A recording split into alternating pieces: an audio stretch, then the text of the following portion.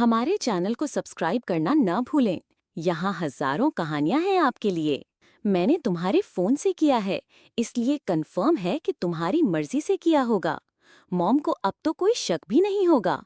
तुम जो कहो अब मॉम के आगे कि मेरा लड़कों में इंटरेस्ट है या लड़कियों में। मैं तुम्हारे साथ शादी करूंगा और हम देख लेंगे, 2-4 बच्चे होंगे। और हाँ, सुहागरात के बाद पूछूंगा तुमसे कि मेरा इंटरेस्ट किस में है। युग ने आई ब्लिंक की और वो कमरे का दरवाजा खोलता हुआ बाहर जाने लगा, मगर वो वापस आ गया। परी जो अभी तक वहीं खड़ी हुई थी, वो उसे वापस आया देखकर हैरान हुई। अब क्या हुआ? अब और क्या बाकी रह गया? उसने गुस्से से युग को देखकर कहा। सभी न्यूज़ चैनल पर ये बात आ चुकी है कि तुम प्रदीप मेहता की बेटी हो। अगर तुम काम अच्छे से नहीं करोगी तो सभी ये समझेंगे कि तुम्हें ये काम अपनी सिफारिश की वजह से मिला है। अब सभी की नजर तुम पर है कि तुम क्या करती हो। अब तुम्हारी मर्जी है इस काम को कैसे हैंडल करना है। ये कहकर वो बाहर की तरफ चला गया। ये तो मैंने सोचा ही नहीं। वो वहीं बेड पर बैठ गई। अगर मैंने अच्छे से काम नहीं किया तो डैड की कितनी बेइज्जती होगी। मुझे इस युग के बच्चे से दूर रहना चाहिए था। क्या जरूरत थी इसकी हेल्प करने की? फंसने देती उस गौहर के चंगुल में। तब मजा आता जब इसका मेरे साथ नहीं, गौहर के साथ इसकी वीडियो आती न्यूज चैनल पर। वो खुद को गालियां निकाल रही थी। उसने टाइम देखा। वो जल्दी से उठी और टॉवल लेकर बाथरूम में चली गई। जो आज युग ने मेरे साथ किया है ना, उसका बदला तो मैं लेकर रहूंगी। समझता क्या है अपने आप को? अभी भी उसे गुस्सा आ रहा था। मेरा पहला केस मुझे अपने हस्बैंड को देना था। मैंने अपनी सुहागरात के लिए संभाल कर रखा था, मगर उसने जबरदस्ती मुझे किस किया। मैं घर पर किसी को बता भी नहीं सकती। वो खुद को कोसती हुई तैयार हो रही थी। मुझे भी ऐसा नहीं कहना चाहिए था कि उसे लड़कों में दिलचस्पी है। ये बात लगता है वो दिल पर ले गया, इसीलिए उसने ऐसा किया। वरना हम लोग इतने साल से साथ हैं, बदतमीजी तो उसने कभी नहीं की।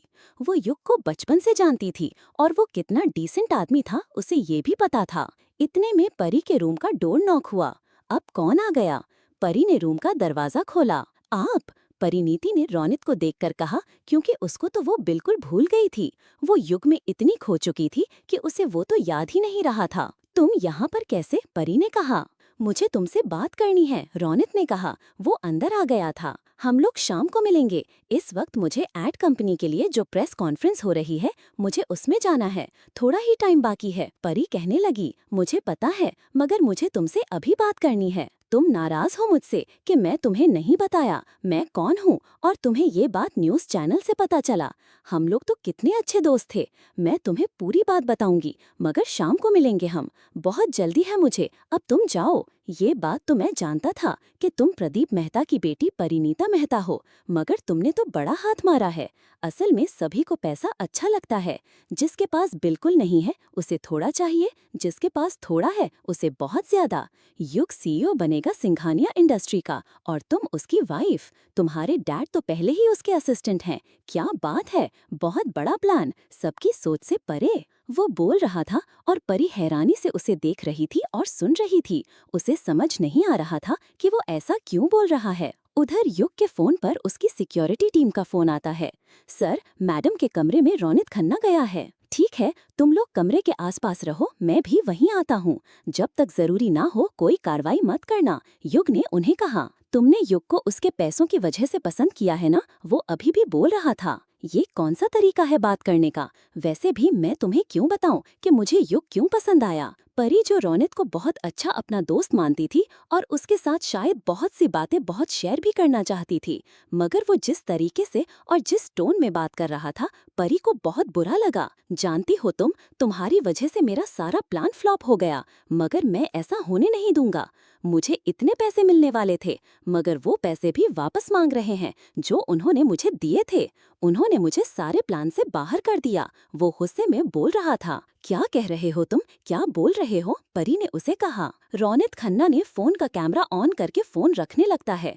परी को समझ ही नहीं आ रही थी कि वो क्या कर रहा है।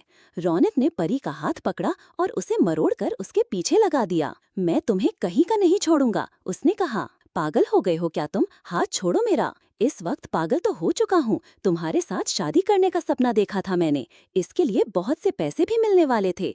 जयराज सिंघानिया को बर्बाद करने के लिए तुम सबसे आसान कड़ी थी।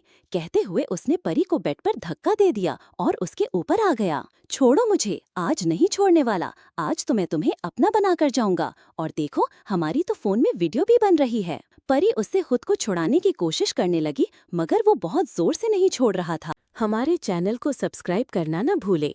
यहाँ हजारों कहानियां हैं आपके लिए। इस वक्त मैं पागल हो चुका था। तुम्हारे साथ शादी करने का सपना देखा था मैंने। इसके लिए बहुत से पैसे भी मिलने वाले थे। जयराज सिंघानिया को बर्बाद करने के लिए तुम सबसे आसान कड़ी थी। कहते हुए उसने परी को बेड पर धक्का दे दिया और उसके ऊपर आ गया। छोड़ो मुझे, आज नहीं छोड़ने वाला। आज तो मैं तुम्हें अपना बनाकर ही जाऊंगा। और देखो, हमारी तो फोन में वीडियो भी बन रही है। परी उससे खुद को छुड़ाने की कोशिश करने लगी, मगर वो उसे नहीं छोड़ रहा था। परी ऐसी नहीं थी कि हर किसी पर यकीन कर लेती, और ना ही उसने आज तक कभी ऐसा किया था। मगर रोनित को वो अपना बहुत अच्छा दोस्त मानने लगी थी और उस पर बहुत यकीन भी था उसे। इसीलिए वो इतनी आसानी से उसके कमरे में आ गई थी, वरना उसने हमेशा लोगों से दूरी बनाकर रखी थी। परी ने उस पर भरोसा किया और वो उसी का फायदा उठा रहा था। अच्छे खासे पैसे मिल रहे थे मुझे, मगर तुमने मेरा पूरा प्लान मिट्टी में मिला दिया। मुझे पैसे भी मिलते और तुम्हारे साथ मजे भी करता मैं। न्यूज़ चैनल पर अमीरजादे के साथ देखा है मैंने तुम्हें। कितनी खुश नजर आ रही थी। मुझे लगता था कि तुम मेरे हाथ आसानी से आ जाओगी, वरना अब तक तो मैं कब का कर चुका होता। इससे पहले भी वो अमीरजादा हमारे बीच में आया था। उस दिन मैं तुम्हें अपने साथ लेकर जाने वाला था। तुम मेरी बाइक पर भी बैठ चुकी थी, मगर ऐन वक्त पर वो तुम्हें बुला कर ले गया। वो परी को कंट्रोल करने की कोशिश कर रहा था, मगर परी पूरा जोर लगाकर उसे धकेल रही थी। तुमसे क्या कह रहे हो? परी ने हैरानी के साथ कहा। मैं सच कह रहा हूँ। तभी अचानक से दरवाजा खुला। परी और रोनित दोनों ने ही दरवाजे की तरफ देखा। सामने युग खड़ा हुआ था और उसके साथ और भी आदमी थे। रोनित परी के ऊपर से हटा। मुझे पता था तुम ऐसी हरकत जरूर करोगे। युग ने रोनित को उसके कॉलर से पकड़ा और दीवार के साथ दे मारा। उसका सिर बहुत जोर से दीवार के साथ लगा। परी के कपड़े कई जगह से फट चुके थे। युग ने अपना ब्लेजर उतारकर उसके ऊपर दिया। परी उसके गले से लग गई। तुम क्यों रो रही हो? युग ने परी को अपनी बाहों के घेरे में लेते हुए कहा। इस पर ही तुम शांत हो जाओ, प्लीज रो मत। उसकी सिक्योरिटी टीम के मेंबर भी अंदर आ गए थे। एक आदमी ने दरवाजा बंद कर दिया। वो अभी भी उसके सीने से लगी हुई थी, बहुत जोर से रो रही थी। रोनित अपना सिर पकड़े वहीं दीवार के साथ लगा खड़ा था, क्योंकि उसके सर से खून आने लगा था। इस आदमी को पकड़ो और ध्यान से जहां से ले जाना। इस होटल के किसी भी सीसीटीवी कैमरे में इसे बाहर ले जाते हुए की तस्वीर नहीं आनी चाहिए।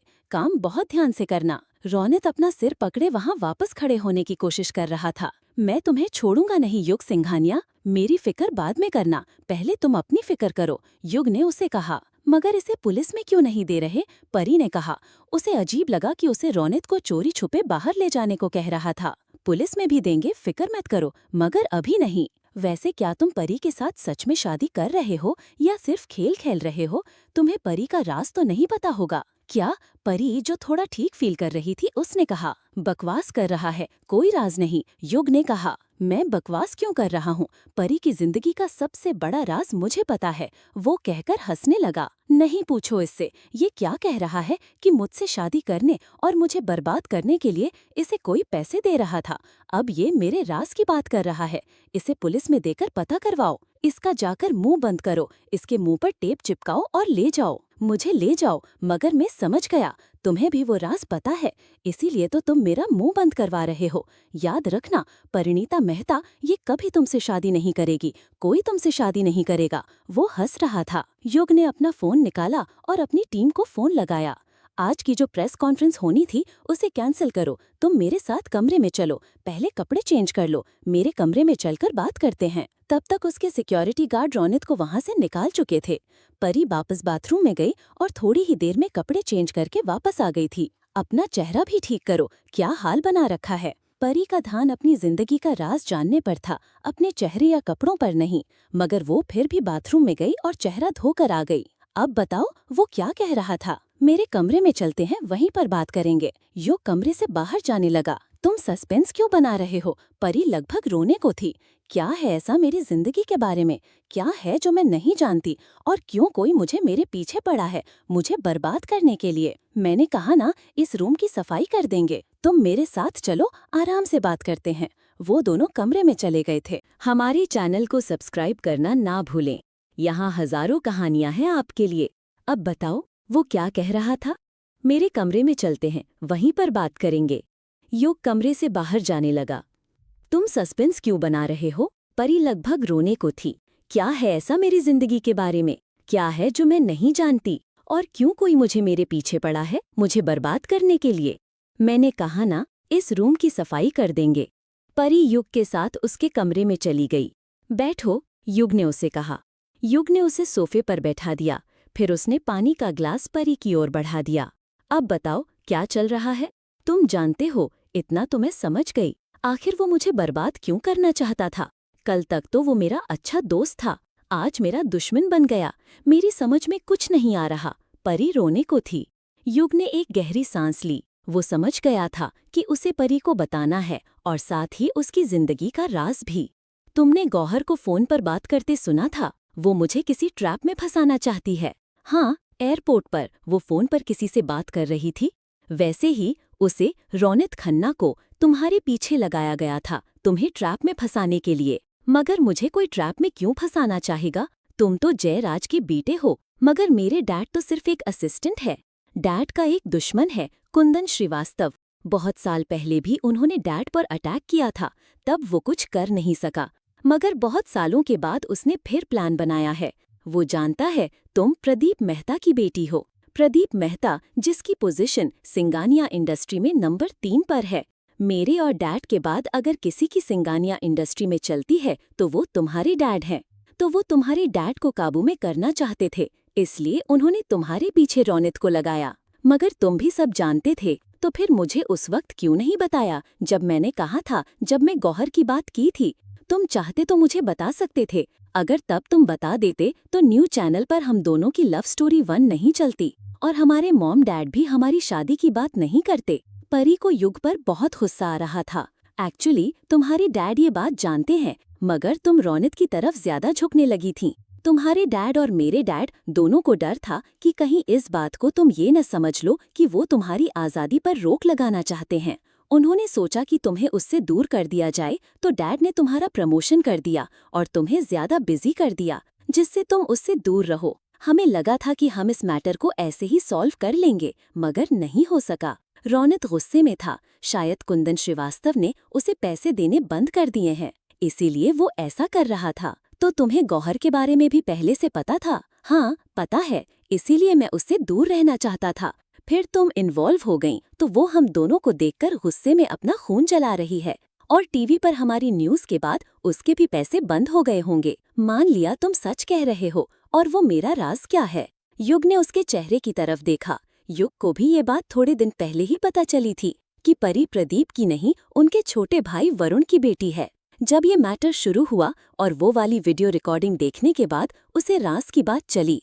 उसके डैड ने ही उसे बता दिया था कि किस हालत में प्रीति और प्रदीप की शादी हुई थी। उसने प्रदीप मेहता से कहा भी था कि ये बात परी को कहीं और से पता चले, पहले आप खुद ही बता दो। मगर प्रदीप मेहता बताने को राजी नहीं हुआ। शायद वो डरता था, क्योंकि परी उसे बहुत प्यारी थी। अच्छा, पहले तुम ये बताओ, मैं कौन हूँ, मेरे माँ बाप कौन हैं, क्या जानते हो तुम मेरे बारे में? युग ने परी से पूछा। तुम जयराज सिंगानिया और जानवी के बड़े बेटे युगराज सिंगानिया हो। सभी जानते हैं तुम्हारे बारे में। मुझे लगता है चोट उसे रौनित खन्ना के सिर पर लगी है, मगर याददाश्त तुम भूल गए हो अपनी। परी ने कहा, कितनी अजीब बात है ना। तुम्हें पता है कि मेरी जन्म देने वाली माँ जानवी नहीं, अलीशा है।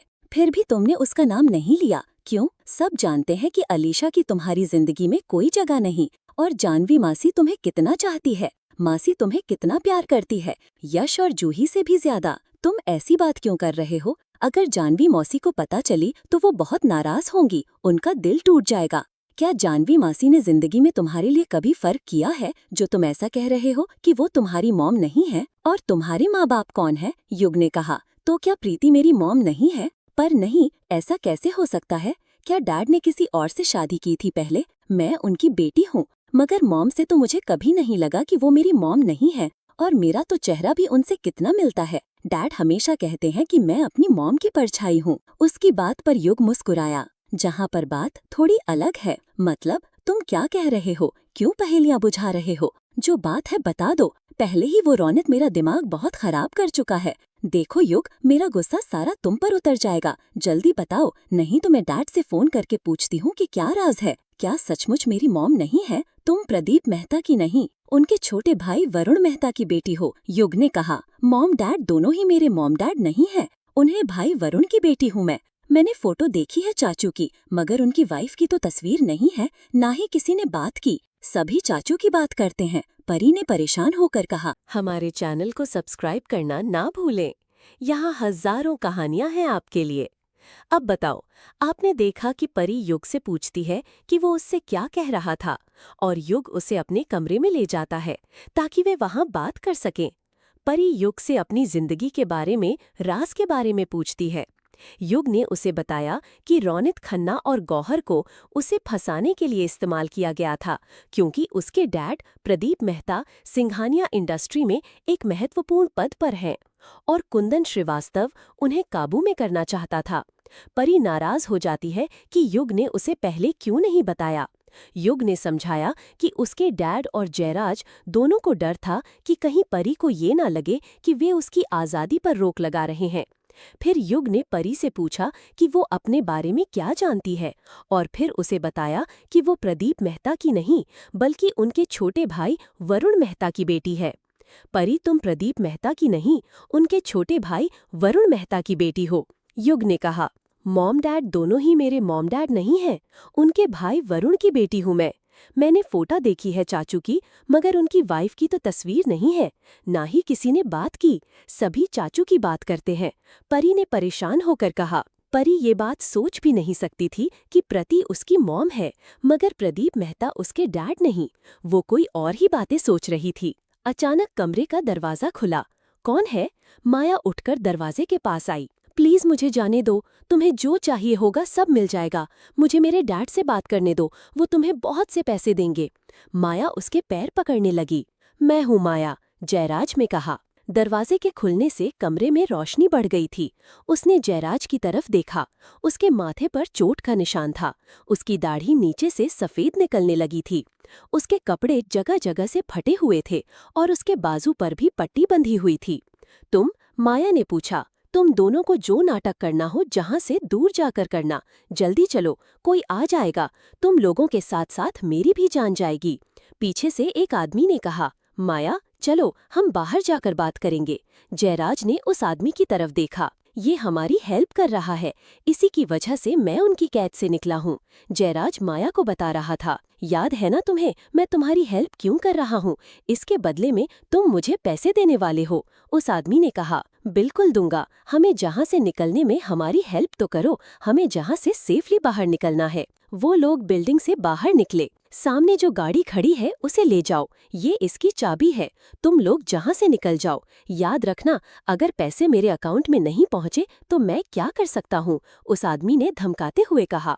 फिक्र मत करो, तुम्हारे अकाउंट में पैसे आ जाएंगे। वो दोनों गाड़ी में आकर बैठ चुके थे।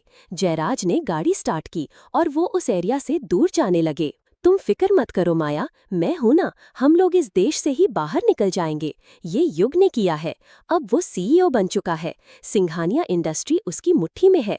वो और जानवी मेरा पीछा नहीं छोड़ेंगे। तुम्हारी वजह से जानवी अब मेरे खिलाफ हो गई है। मेरे पास इतना है कि हम लोग आराम से जिंदगी जी सकेंगे, कहीं भी रह लेंगे, जब तुम मेरे साथ हो। जयराज ने अपना हाथ उसके हाथ पर रखा। माया अब तक जो चुपचाप बैठी थी, उसने गुस्से से जयराज की तरफ देखा। मुझे नहीं जाना तुम्हारे साथ। मुझे कहीं भी उतार दो जहाँ से मैं अपने घर वालों को फोन कर सकूं। दिमाग खराब हो गया था मेरा, जो मैंने तुम्हारे साथ रिश्ता बनाने की कोशिश की। मुझे समझ क्यों नहीं आया कि एक बूढ़े के पास क्या हो सकता है। तुम एक हारे हुए इंसान हो, तुम्हारे पास कुछ नहीं है, ना पैसा ना जवानी।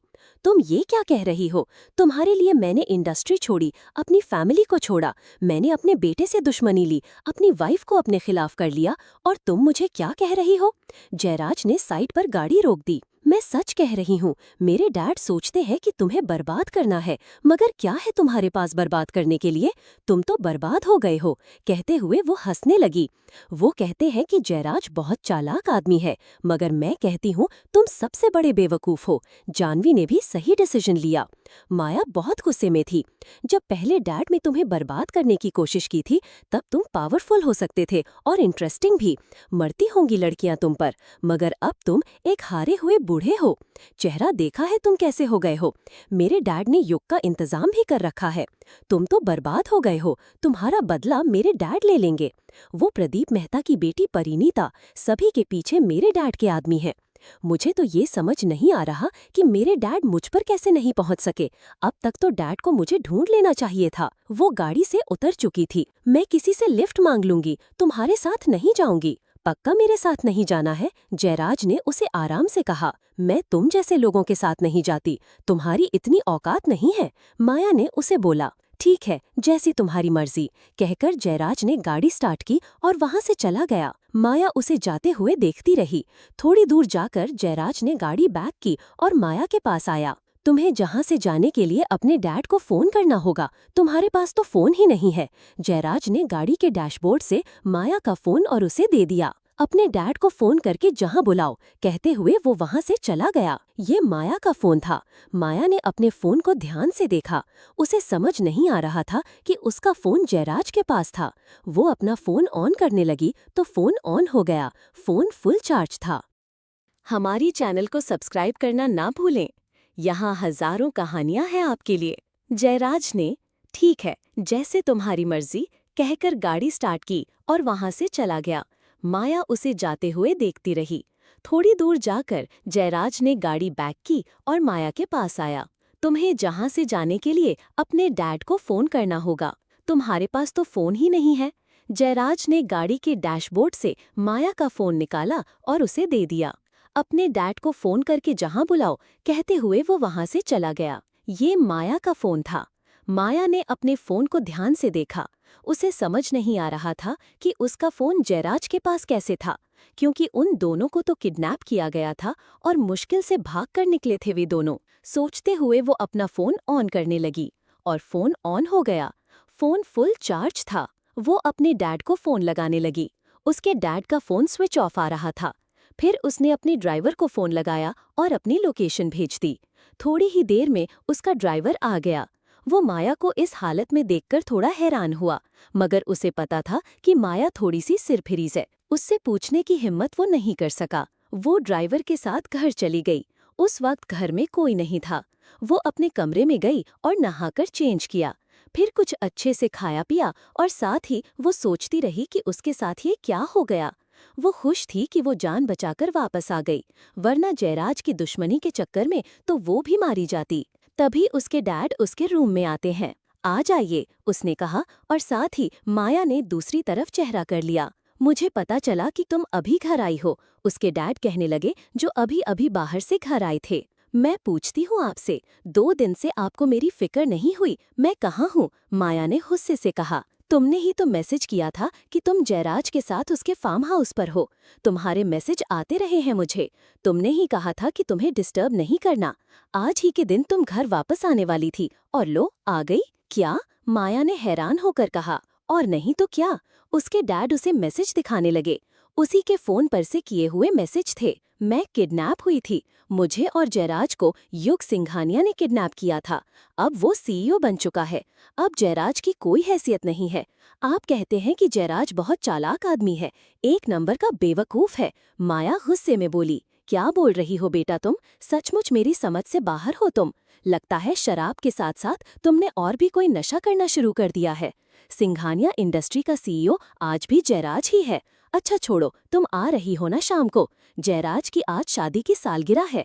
मुझे भी इनवाइट किया है। पहली बार है जब वो मुझे इनवाइट कर रहा है। तुमने कहा होगा, तुम्हारी वजह से। तुम्हारा क्या प्रोग्राम है? जयराज ने कहा है तुम्हें आने के लिए। तुमसे शादी कब कर रहा है? कोई बात हुई तुमसे अपनी वाइफ को तलाक देने के बारे में?